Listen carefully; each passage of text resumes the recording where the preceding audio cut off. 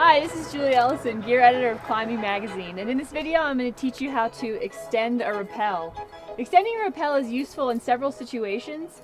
First of all, it puts the rappel device in a position to where you don't have to reach around your body to break. The natural position of your hand actually creates a really sharp bend in the rope, which will give you a slower and more controlled rappel. The other thing is that it separates the distance between your rappel backup and your belay device. That makes it so that the rappel backup won't accidentally slip into the belay device, rendering it pretty much useless. And the third thing is that it actually gives you a little bit more room to move around when you're clipped into an anchor, which is excellent at a crowded belay ledge.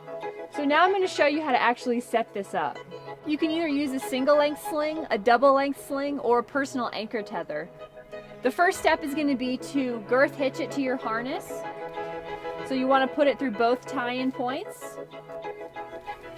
Loop it through like that. And then we want to tie a knot in the middle of this sling, which will create a shelf for the belay device to sit on. To find the middle, just extend it out and then double it back towards yourself. That's where you're going to want to tie the knot. You can just tie an overhand or a figure eight. I'm just going to tie an overhand.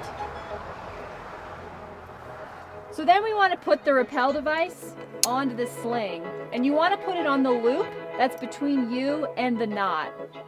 So take the beaner and just clip it on there. Give it a little tug so you know you're on this side of the knot. And then we're going to thread the belay device just as if we were going to rappel. So both strands of rope through the belay device, clip it with the beaner, lock the beaner. Go ahead and pull up on the rope so you know it's in there.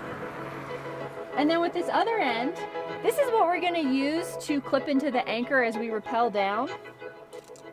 So you need another locking beaner and clip that end to your belay loop, like that. So here's the extended rappel. Now we want to create a backup, which is also called a third hand. And I'm going to use an auto block. The auto block's really easy to tie and pretty commonly used.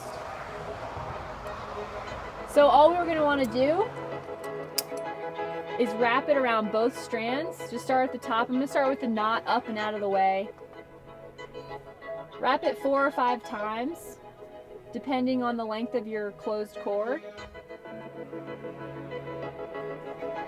And then you want to take both ends, clip both loops with a locking beaner to my belay loop. Lock that.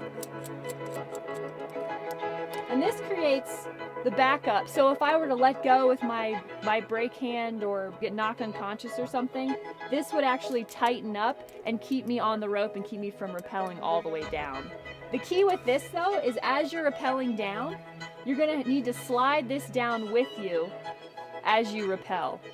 So here we have the extended rappel with the backup. You're ready to go.